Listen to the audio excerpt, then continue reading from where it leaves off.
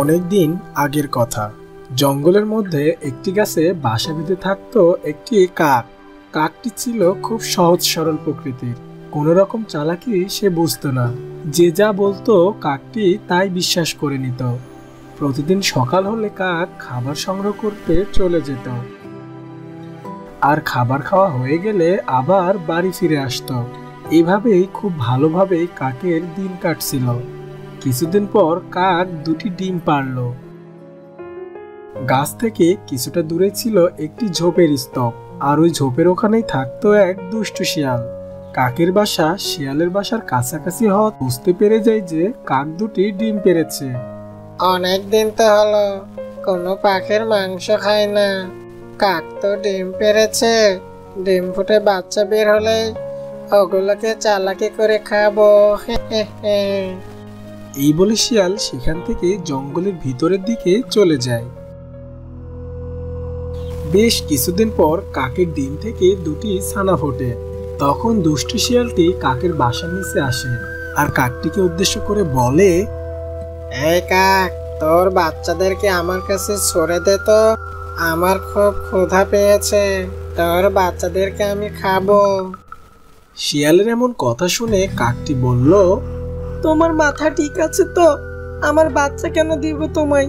আমি তোমাকে আমার বাচ্চা কখনোই দেব না।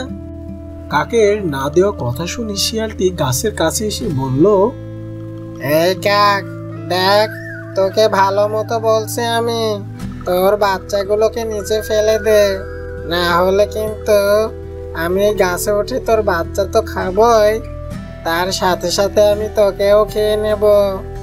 আর তাই তুই যদি তোর নিজের প্রাণ বাঁচাতে চাস তাহলে তোর বাচ্চাকে নিচে আমার কাছে সরে দে, আমার এখন অনেক ক্ষুধা পেয়েছে, দ্রুত তোর বাচ্চাগুলো নিচে ফেলে দে। শিয়ালের কথা শুনে সহজ সরল কাক চিন্তায় পড়ে যায়, আর অবশেষে কাঁদতে কাঁদতে তার বাচ্চা দুটিকে কাকের কাছে নিচে ফেলে দেয়। বাচ্চা দুটো নিচে পড়া মাত্রই দুষ্টু শিয়াল বাচ্চা দুটোকে খেয়ে ফেলল, আর তারপর বলল, বাহ বাহ, অনেকদিন পর পাখির মাংস খেয়ে অনেক তৃপ্তি পেলাম। এই কাক, তোকে অনেক ধন্যবাদ রে। এমনটি বলে দুষ্টু শিয়ালটি সেখান থেকে চলে যায়। এরপর কেটে যায় বেশ কিছুদিন, আর এদিকে কাকের আবারও দুটি বাচ্চা হয়। আর এই বাচ্চা নিয়ে কাক অনেক চিন্তিত থাকে। ডিম ফুটে তো বাচ্চা হলো, কিন্তু আমি কি এদেরকে বাঁচাতে পারবো, নাকি কোনো দুষ্ট প্রাণী এসে এদেরকে খেয়ে ফেলবে? ওই দুষ্ট শিয়াল যদি আবারও আসে তাহলে তো বাধ্য হয়ে এদেরকে আবার ওই শিয়ালের খাবার হতে হবে। এমনই কাক তার বাচ্চাদেরকে নিয়ে অনেক চিন্তিত থাকে। চিন্তায় চিন্তায় কাকের যেন ঘুমই আসে না। এমন সময় ওই দিক দিয়ে যাচ্ছিল একটি বক। কাককে চিন্তিত দেখে বকটি কাককে বলল, কি হয়েছে কাকবন? তোমাকে দেখে মনে হচ্ছে তুমি অনেক চিন্তিত, আর তাছাড়া তোমাকে তো খুবই রোগা দেখাচ্ছে, তুমি কি খাও না? তোমাকে বলে আর কি হবে বক ভাই? আরে আমাকে বলেই দেখো না, হতেও তো পারে আমি তোমাকে উপকার করতে পারি। তুমি নির্দ্বিধায় আমাকে বলতে পারো, তোমার কি কোনো সমস্যা হয়েছে? এরপর কাকটি বককে সব কথা খুলে বলল। কাকের সব কথা শুনে বক বুঝে যায় যে কাক ওই দুষ্টু শিয়ালের খপ্পরে পড়েছে। হায় হায় কাকবোন, তুমি অনেক বড় ভুল করেছো। তুমি মা হয়ে কেন তোমার বাচ্চাদের ওই শিয়ালের মুখে তুলে দিয়েছো? তুমি যদি তোমার বাচ্চাদেরও খাবার নাও বানাতে, তবু ওই শিয়াল তোমার কোনো ক্ষতি করতে পারতো না, কারণ শিয়াল যে কখনোই গাছে চড়তে পারে না। বক ভাই, তুমি এসব কি শোনালে আমায়? হ্যাঁ, তোমাকে ধোকা দিয়ে ওই শিয়াল তোমার বাচ্চাগুলো খেয়ে নিয়েছে। সে বড়ই চালাক। শোনো, আবার যদি ওই শিয়াল আসে আর তোমাকে ধমক দিয়ে বাচ্চা খেতে চায়, তবে তুমি তাকে কঠিন জবাব দিবে। বলবে, পারলে গাছে উঠে খেয়ে যাও। আর শোনো, শিয়াল কখনোই গাছে উঠতে পারবে না, আর তোমার কোনো ক্ষতিও করতে পারবে না। শিয়াল এসে কিন্তু তোমাকে অনেক ভয় দেখাবে যে সে তোমার বাচ্চা খেয়ে নেবে, কিন্তু যত যাই বলুক সে তোমার কোনো ক্ষতি করতে পারবে না। তুমি নিজেকে শক্ত করে রাখো। আমি এখন যাই তবে, কেমন? এমন কথা বলে বক সেখান থেকে চলে যায়। বেশ কিছুক্ষণ পর সেখানে শিয়াল এসে হাজির হয়, আর তারপর কাককে উদ্দেশ্য করে বলে, এই কাক, কাক রে, তাড়াতাড়ি তোর ওই বাচ্চাগুলোকে নিচে ছুঁড়ে ফেলতো, অনেক ক্ষুধা পেয়েছে। দ্রুত তোর বাচ্চাগুলো নিচে ফেল, আমার কাছে যে সময় খুবই কম। শিয়ালের এমন কথা শুনে কাক বকের শেখানো কথাগুলো বলতে লাগলো। তোমাকে আমি আমার বাচ্চা দিব না। শিয়ালটি ভেবেছিল কাকের বাচ্চা খাওয়ার জন্য এইবার তাকে বেশি কিছু বলতে হবে না, আর না বেশি কষ্ট করতে হবে। কাকের কথা শুনে শিয়াল রেগে বলল, কে বললে তুই বাচ্চা দিবি না? এত বড় সাহস তোর! আমি গাছে উঠলে কিন্তু তোকে উচিত শিক্ষা দেব। আমি জানি তুমি গাছে উঠতে পারো না, পারলে গাছে উঠো আর আমাদের খেয়ে নাও। কাকের এমন কথা শুনে শিয়াল অনেক অবাক হয়ে যায়, আর তখন মনে মনে বলে, কাক তো এত চালাক ছিল না, নিশ্চয়ই এই বলদকে কেউ এসব শিখিয়ে দিয়েছে। এমনটি ভেবে চালাক শিয়াল তখন মিষ্টি সুরে বলল, আরে কাক, আমি তো আজ তোমার বাচ্চা খাবো না, এমনিতেই আমি ওসব কথা বলছিলাম। আচ্ছা কাক, আমাকে একটা কথা বলো তো, আমি যে গাছে উঠতে পারি না, এই কথা তোমাকে কে বলেছে?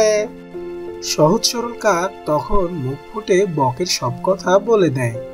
এসব কথা আমাকে ওই বক শিখিয়ে দিয়েছে। ও আচ্ছা তাই, ঠিক আছে।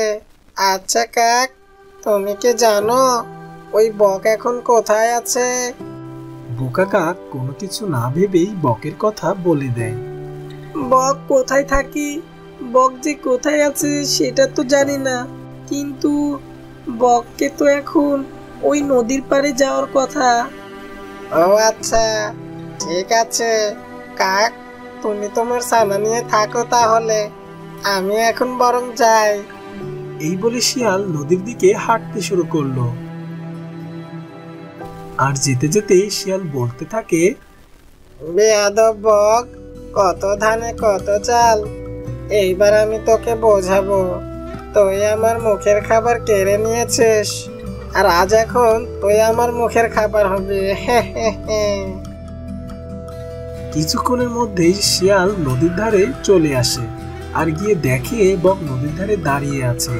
এই দেখে শিয়াল বকের কাছে এগিয়ে যায়, আর গিয়ে বকটিকে বলে, কেমন আছো বক ভাই? এই তো মোটামুটি ভালোই আছি শিয়াল ভাই, ইদানিং নদীতে মাছ তেমন একটা পাচ্ছি না, তবুও ভালোই আছি। এইভাবে শিয়াল ও বক মিলে একে অপরের ভালো মন্দ নিয়ে কথা বলতে লাগলো। এমনই ভাবে কথা বলতে বলতে একসময় শিয়াল বককে বলল, বক ভাই, তোমাকে একটা কথা বলবো, তুমি কিছু মনে করবে না তো? না, আমি কিছুই মনে করব না, তুমি কি বলবে বলতে পারো। বক ভাইয়া, আমার মনে হয় এই পৃথিবীতে যত পাখি আছে তার মধ্য থেকে তুমি সবচেয়ে বেশি সুন্দর। কত সুন্দর তোমার ঠোঁট, আর পা দুটোর তো কোনো তুলনাই হয় না। তোমার ডানা দুটিও যে মনোমুগ্ধকর। তোমার থেকে সুন্দর পাখি এ জঙ্গলে আমি দ্বিতীয়টি আর দেখিনি। শিয়াল যে বকের মিথ্যা প্রশংসা করছে বক তা বুঝতে পারল না। সে শিয়ালের মিথ্যা প্রশংসায় খুবই খুশি হলো, আর তারপর বলল, কি যে বলো শিয়াল ভাই, আমাকে লজ্জা না দিলে কি নয়। সত্যি বলছি বক ভাইয়া, নিশ্চয়ই তুমি অপরূপ। আচ্ছা বক ভাই, তুমি তো এই নদীর পাড়েই থাকো তাই না? হ্যাঁ শিয়াল ভাইয়া, তবে কেন বলো তো? না বলছি, যখন তোমার ডান দিক দিয়ে প্রবল জোরে বাতাস আসে তখন তুমি কি করো? তখন আমি আমার ঠোঁট বাম দিকে রাখি। আর বাম দিক দিয়ে বাতাস আসলে তখন তুমি কি করো? তখন আমার ঠোঁট আমি ডান দিকে রাখি। সত্যি বক ভাইয়া, তোমার বুদ্ধি অতুলনীয়। আচ্ছা বক ভাইয়া, যখন বাতাস ডান বাম দুদিক দিয়ে আসে তখন তুমি কি করো? এমনটা হলে আমি আমার ঠোঁট এই পানির মধ্যে ডুবিয়ে রাখি, আর তখন বাতাস আমার আর মুখে লাগে না। ধর বক ভাইয়া, এটা আবার সম্ভব নাকি?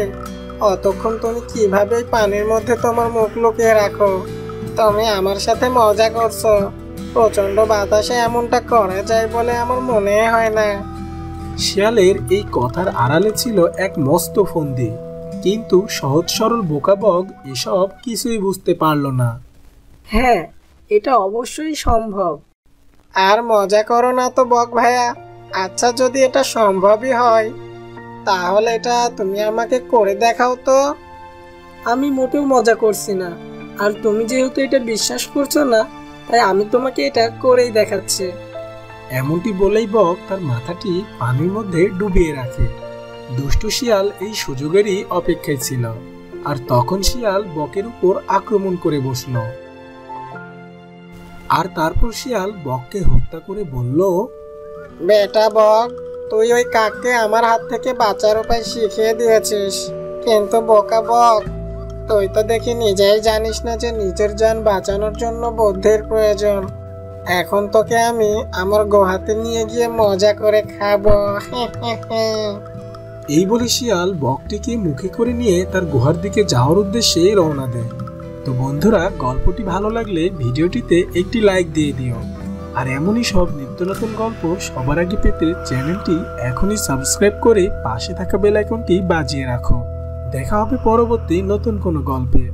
ধন্যবাদ।